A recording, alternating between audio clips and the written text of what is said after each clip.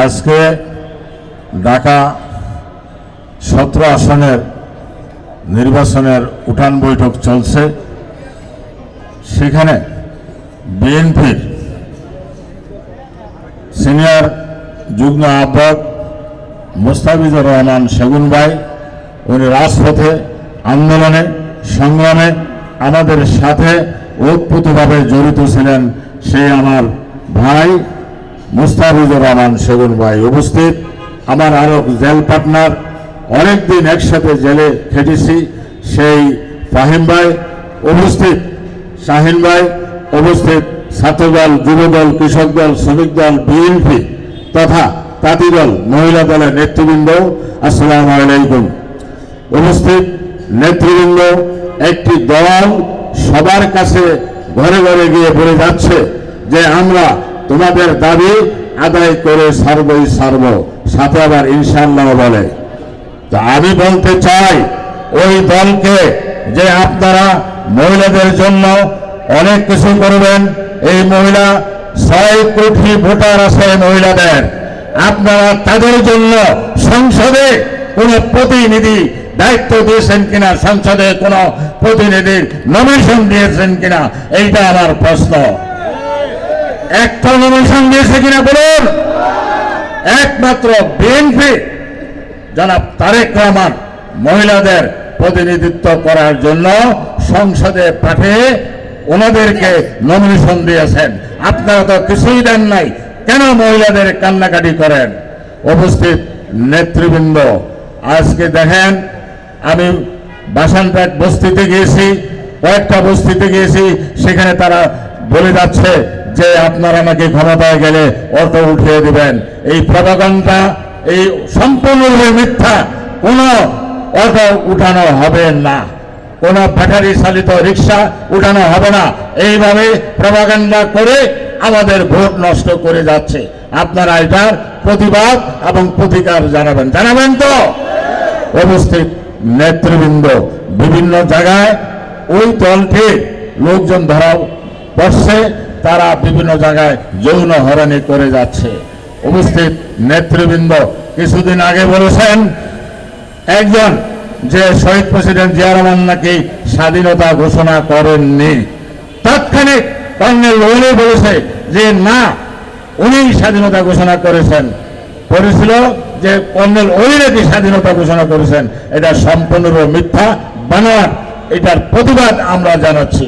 উপস্থিত নেতৃবৃন্দ, আজকে মহিলাদেরকে অনেকভাবে প্রতারিত করে যাচ্ছে বিভিন্ন সময়ে, বিভিন্ন ঘরে, বিভিন্ন ময়দানে, যে তাদেরকে 10,000 টাকা করে দেওয়া হবে এবং হজে পাঠানো হবে।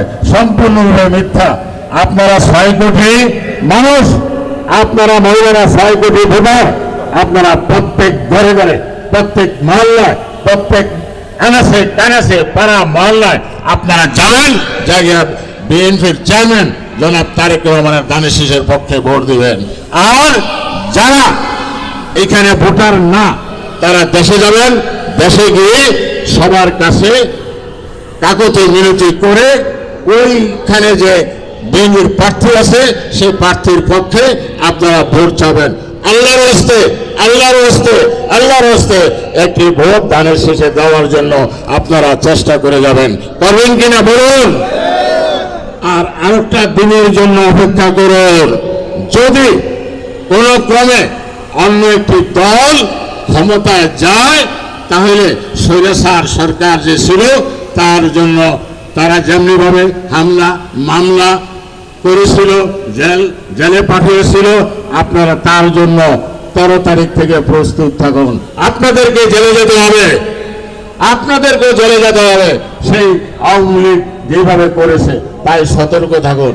আপনারা এই অল্প কটা দিন আছে, যেমনিভাবে 17টি বছর আন্দোলনের সংগ্রামে গ্রামে গঞ্জে পাড়া মহল্লায় বিএনপির কথা বলেছেন, আপনারা সেইভাবে 12 তারিখে যাবেন, ফজর নামাজ পড়ে গিয়ে সেখানে আপনারা ভোট দেবেন। ওইখানে যাতে কোনো জাল ভোট না যায় সেই জন্য আপনারা লক্ষ্য রাখবেন। যারা বোরকা পরে ভোট কেন্দ্রে যাবে, তার পায়ের দিকে তাকাবেন যে আসলে কি সে জাল ভোট নাকি অরিজিনাল ভোট। তার কাইক দেখলেই আপনি বুঝবেন, তার কাইক দেখলে বুঝবেন তার পাও কাঁপতে থাকবে। আপনারা লক্ষ্য করে তাদেরকে চিহ্নিত করে তাদেরকে আইন প্রয়োগকারী সংস্থার হাতে তুলে দেবেন। আপনারা কখনো নিজের হাতে আইন নেবেন না। তারা চাবে 12টার মধ্যে চেষ্টা করবে যে তারা আমরা আর ভোট চাই না, তারা প্রত্যাহার করে নেবে। আপনারা তখন আর সেন্টারে আপনার ভোট দেওয়া পর্যন্ত আপনাদের কার্যক্রম শেষ নয়। ভোটের যে হিসাব নিকাশ করে আপনার তারপরে ভোট কেন্দ্র ছাড়বেন। আর সেখানে প্রিজাইডিং অফিসার থাকবে, বাক্সটা চেষ্টা করবে তার কাছে রাখার জন্য।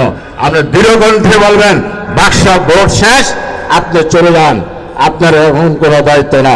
এখন দায়িত্ব আমাদের, আপনাদের কাছে বাক্সটি নিয়ে রাখবেন, পাহারা দিয়ে রাখবেন। তা না হলে তারা সেখানে জাল ভোট পকেট থেকে ভরে তারা জাল ভোট দেবে। ইতিমধ্যেই লক্ষ্মীপুর এনিওয়ের এলাকায় এই ধরনের সিল মারা ভোট ধরা পড়েছে, আপনারা অনেকেই জানেন।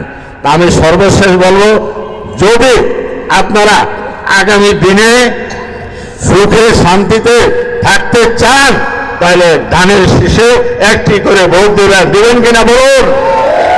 একটি করে ভোট দেবেন। তা না হলে যদি অন্য কোনো পার্টি আসে, তাহলে সরকার গঠন করে, তাহলে জেলের জন্য, মামলার জন্য, হামলার জন্য প্রস্তুত থাকুন। এখন আপনারা বেছে নেবেন কোনটা ভালো কোনটা মন্দ। তা আমাকে এখানে সুযোগ করে দেওয়ার জন্য অনেক অনেক ধন্যবাদ।